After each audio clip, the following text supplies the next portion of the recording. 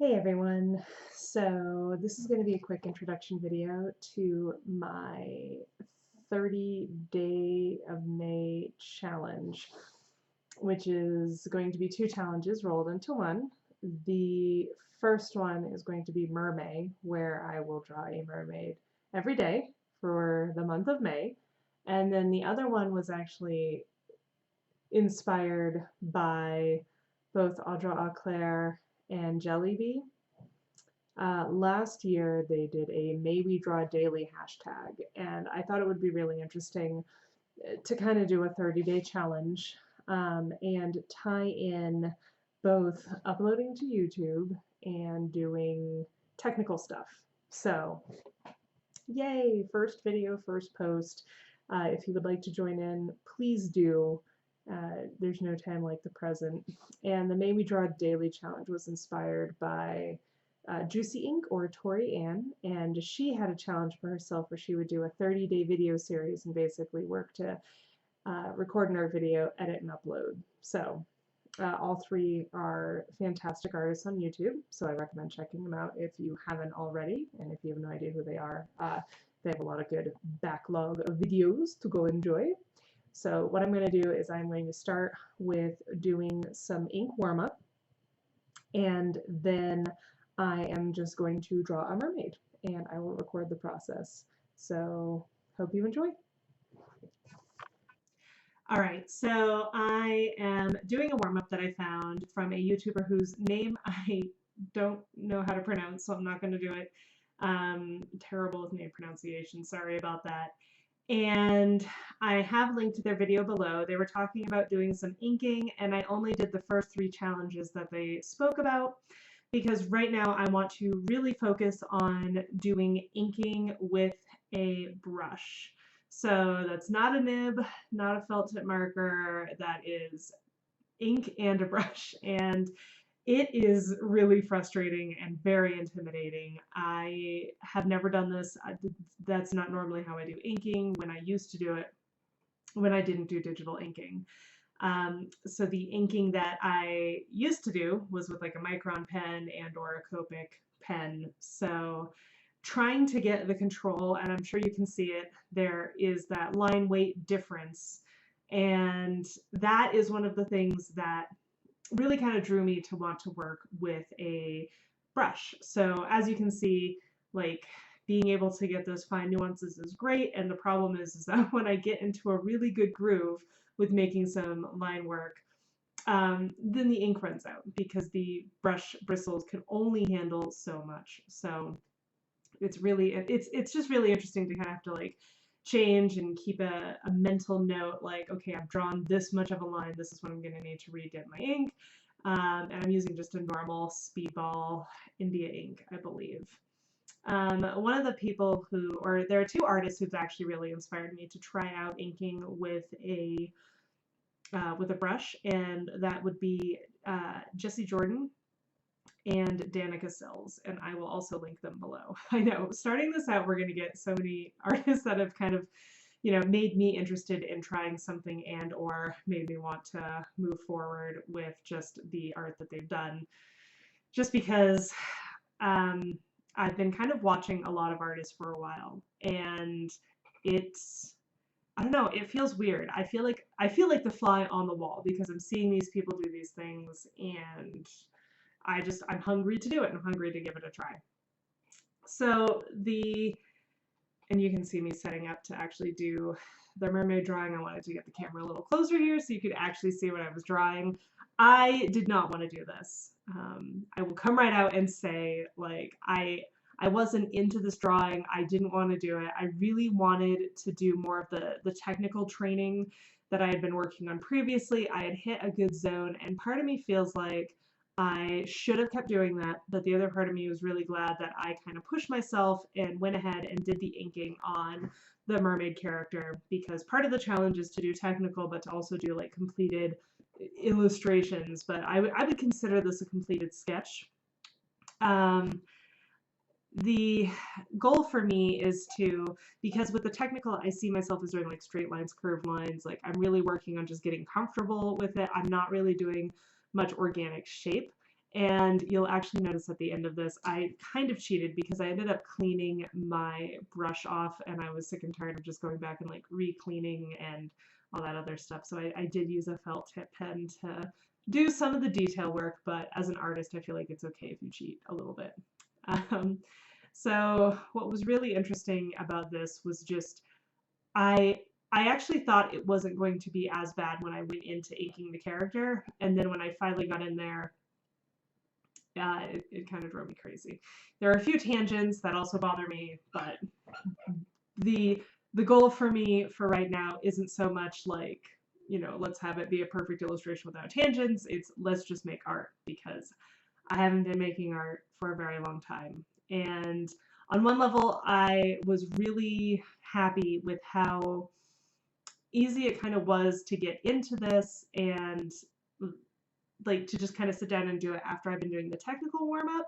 But on the other hand, I really, really did not want to do the actual drawing part, which I found interesting because I kind of like mermaids. They're not necessarily like my key aesthetic, but it is an aesthetic that I like. So I was like, it's at least something that you'll enjoy. You'll have fun doing this. So, yeah, that said, as I was going through this, like, I decided to do the ink wash because I didn't really feel like there was much ink detail that I could have added in. And ink wash is one of the things that I would like to also get better at. And I will admit I did not test the color fastness of this particular ink with the Copics, because I'm about to lay down some Copic color on top of it. And I was trying to let it dry to make sure that, when I went in with the Copics, I didn't smear anything too much. I did smear in a few places, but that's because it wasn't fully dry. But I realized after I started putting it down over the ink wash, I was like, well, it's either going to ruin this marker nib and you're going to have to replace it, or, it's going to be fine. So, yeah. So here it is, and I'm doing a quick show of all of the, products that I used. I'll make sure to put those in the description below. And it was, a very minimal product, for the creation, which I appreciate. So we'll see. I'm hoping that I can get some good confidence by the end of this week for doing organic shapes with the ink work. So thank you for watching. I appreciate you taking the time to listen. I am really excited and really nervous about this series. I haven't done art in about 2 to 3 years at this point, and what I would like to give back is to reach out to the people who are either beginning for the first time and or starting art all over again after taking time off, because life happens. Stuff gets in our way and it stops us from doing something that we love, and getting back into that thing is so intimidating. The purpose of this video series is to chronicle getting back into art and how painful it is. And I don't mean painful as in like it's supposed to hurt, but it's kind of like running a marathon when you haven't run a marathon, or like training to run a marathon when you haven't done it in years. Like, you know how to do it, you know what you need to do, but just being able to get out there and do it. And this is why I start rambling, is because like I feel like there's a bunch of excuses that I need to like dispel, because there really aren't any excuses, but at the same time it's not an excuse if just stuff happens, like you shouldn't feel guilted for the choices that you make, especially if it's for your own well-being. And there are some people who get it and some people who don't. And there's just, I don't know, I basically feel crazy because one of the other insane reasons why I delayed making this series, because I've been wanting to make this for about a year, I delayed it because I didn't feel like I had any credentials. And I realized that my credentials, like I basically was like, oh, well, I'm not a good artist. I don't do art well. What right do I have to tell other people, how to do art? Or why would anyone listen to me if they look at my art and they see, unskilled people, like an unskilled person learning, essentially. That was the huge fear. And I feel like that's a valid fear, but at the same time, I'm not wanting to come across as this is how you should do it, because everyone's a little bit different, obviously, but I feel like I want this to be hey, this is kind of this is almost a documentary of me getting back into art, and I wanted to supply this for people who are in the same boat as I was. Like, how do you do it? Especially when you get frustrated when all you hear is, well, you just sit down and do it. And again, I'm not discrediting that advice, but I feel like there's so much, like, that's a person who's done art every day for 5 years telling you to just sit down and do it. There's, and again, this is one of those weird things where I feel like no matter what I say, I'm insulting someone because whatever. I use words badly a lot of the time, and it's not to insult anyone. You know, obviously people are going to read into it what they want to read into it, and I can't control that. But I guess what I'm trying to say is, like, it gets really, like, I just get worried that people feel like either I'm harshing on the person who has the discipline to sit down and do it for 5 years in a row, or I'm calling all of us who haven't done that undisciplined, when that's not, like, neither is actually the case. I'm just saying, like, it takes discipline to sit down and do something 5 years in a row, but it's also really frustrating to have that person just tell me to do it, because I feel like there's a level of, or there's a problem that isn't getting addressed in the just do it mindset versus the my mindset, essentially, which again just makes me feel really weird about this whole situation. So anyway, I ended up rambling. I'm sorry. I hope you enjoyed this series. The entire point will be for me to kind of talk about, you know, the strengths, the weaknesses. Okay, I want to try and put out a lot of art videos during this first month, because essentially I know right now my setup isn't ideal. I don't 100% know the format that I want to do, so expect a few format variations.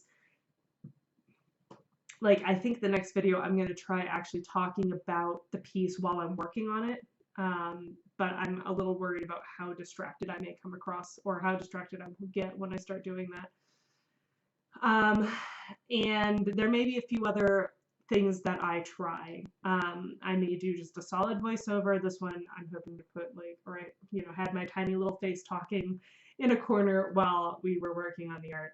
So, and this looks really, like, unprofessional, which is kind of driving me insane also, but I'm just biting the bullet and doing it, and we can all have a good laugh at this later on when I'm a successful producing artist, and that right now is going to be my definition of success. Anyway, thank you so much for watching. I hope you enjoyed, and if you too find yourself in the same boat, whether it's someone just starting out or someone restarting out after a period away, I wish you all the luck. Don't be too hard on yourself. You can get back to and sail beyond where you left off.